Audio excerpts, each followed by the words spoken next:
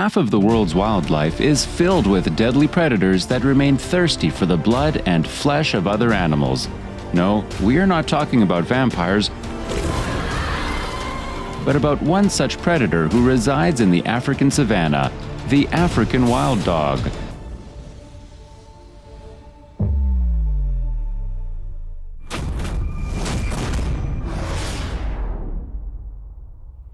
We know that you must be thinking how dangerous a dog can be just because it has the word wild before it. Well, too dangerous would be an understatement. So much so that even the huge and ferocious animals like leopards and buffaloes maintain a safe distance from the African wild dog. While a single wild dog cannot cause much harm, a full pack can cause serious destruction that we cannot even imagine. Hence, animals try to avoid these packs at all costs, or otherwise, they might end up being the wild dog's prey. The wild dogs are extremely strategic and know how to make the best use of their abilities. They have a few of the bald eagle's traits too, as these dogs also prefer to steal food from other predators and feed on prey that has already been hunted down. Not that they don't believe in themselves, but who does not like shortcuts?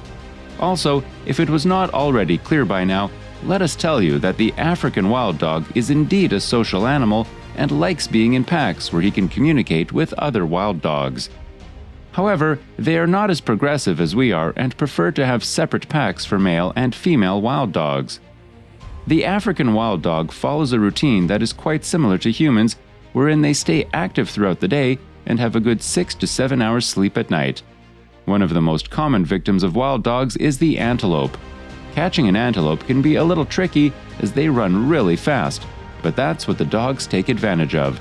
They chase them to the point where they get completely exhausted and then kill them as soon as they catch hold of them. The most prominent enemies of the wild dogs are lions and hyenas. The smaller wild dogs can also fall prey to the large eagles, like the martial eagle, more often than not, especially when they step out of their dens without their parents being around. These wild dogs are usually found in the arid and dry regions of Africa and tend to avoid the heavily forested areas. This is mainly because they prefer to hunt in open areas where their vision is not compromised. Other than antelopes, its diet majorly comprises of Thompson's gazelle, impala, bushbuck, blue wildebeest, and the greater kudu. You all must be aware that our parents usually think a lot of names for us when we are born and then finalize one of them, which later becomes our name for life. Similarly, the African wild dog is called by a lot of names like African hunting dog, painted wolf, painted hunting dog, etc. Out of all of these names, scientists and conservationists have always wanted it to be called a painted wolf due to its uncanny resemblance and shared characteristics with wolves. However, African wild dog still remains the most common and widely used. If we go down the historical lane, we would get to know that these wild dogs were first scientifically discovered in 1820. Initially, it was thought to be a part of the hyena family, but the theory was later rejected when deeper studies were conducted. Much later, it was identified that the wild dog belonged to the family of canids, a group of species that have a dog-like demeanor. The canid family also includes wolves, foxes, and coyotes, along with the African wild dog itself. According to the research done by a famous paleontologist, George G. Simpson, it was claimed that the African wild dog, the bush dog, and the dhole belonged to the same family of animals. However, this research was later proved wrong by Juliet Clutton Brock on the grounds of not having any scientific evidence to back the theory up. He also firmly stated that apart from their body structure, there are absolutely no other similarities that exist between the three animals. As far as adaptation and evolution are concerned, the African wild dog is believed to have the most significant set of evolved features. These features define the dog in terms of the color of its coat, its diet, and the way it chases its prey through exceptional running capabilities. It has a streamlined skeleton that contributes to its speed. The various adaptations help the wild dog to hunt its prey even in plain areas by covering long distances. Also, a fun fact about the wild dog is that its premolars are probably the largest in comparison to other carnivorous animals.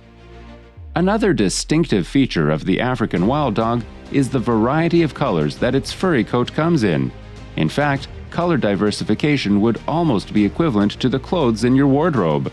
Different wild dogs might also possess coats of different patterns and designs, which indicate the huge variation in their genes. It is rather interesting to note that the exact reason for these patterns and colors is yet to be known by the researchers. However, there are theories that suggest that the coats facilitate temperature regulation, since the wild dogs prefer hunting during daytime. Some also suggest that the difference in coat styles helps the dogs to identify and communicate with each other in a more effective manner. It is often believed that the African wild dog is divided into 39 subpopulations throughout the world, with around 6,600 adult wild dogs in total. However, 5 subspecies have been recognized worldwide as of 2005. These 5 subspecies are Cape wild dog, East African wild dog, Somali wild dog, Chadian wild dog, and the West African wild dog. The East Africa wild dog is the one that has the darkest coat, and the Chadian wild dog is the one that has bright-colored short hair on its body. All of these subspecies are said to be extremely diversified and different from one another in more than one aspect. Hence, these species were not welcomed by scientists and are not universally accepted.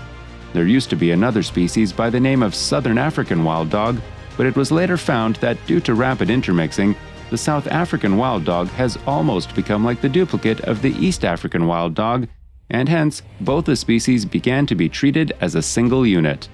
Moreover, the West African wild dog is said to be the only species that has truly distinct features in comparison to others. The female African wild dogs are estimated to be 3 to 7% smaller than their male counterparts. These wild dogs are believed to have the best physical features and build as compared to other members of the canid family. They can grow up to a maximum of 75 centimeters in height and can weigh around 18 to 36 kilograms. Contrary to other members of the family, the African wild dog is leaner and taller with a pair of overgrown ears. The only feature that they seem to lack is dew claws, and other than that, they are quite alpha in their existence. While we are on the subject of its uniqueness, we might as well talk about its fur, which is again a point of major difference between them and other members of their family. Instead of having a soft coat of fur, they have rough and bristle-like hair all over their bodies. Also, unlike others, it has a tendency to lose all of its hair owing to the process of aging. Yes, exactly how humans lose their hair as they grow old. This is why the older African wild dogs often look naked from a distance, because they lose all their hair by that time. Speaking of its reproduction patterns, the wild dogs from East Africa do not seem to have a fixed breeding season, whereas the South African wild dogs usually breed during April and July. A male African wild dog always remains with the female who is expecting, to protect her from any sort of danger that might pose a risk to her and the puppy's life. A female usually gives birth after a gestation period of approximately 70 days, and every pregnancy has a gap of 12 to 14 months between them. The African wild dog is greatly threatened by human poaching and the disturbances occurring in its natural habitat due to unnecessary interference by humans. The population has been declining at a rapid rate since the African wild dog is primarily threatened by habitat fragmentation, which results in human-wildlife conflict, the transmission of infectious diseases, and high mortality rates. Surveys in the Central African Republic's Chinko area revealed that the population of wild dogs declined from 160 in 2012 to just 26 in 2017. As the largest subpopulation probably comprises fewer than 250 individuals, the African wild dog has been listed as endangered on the IUCN Red List since 1990. It is also the second most endangered animal in Africa. The African wild dogs have held great cultural significance among the ancient Egyptians and the San people in the past. The Fauna and Flora International, FFI, is the organization that is actively working towards conserving the African wild dogs and to protect their habitat for survival. The sustainability of these wild dogs has become the topmost priority of most organizations and environmentalists so as to prevent their extinction in the near future. Who knew that a dog could scare away leopards, right? Which amazing beast would you like to know more about next time? Let us know in the comments section below. Thank you for watching. See you on the next one.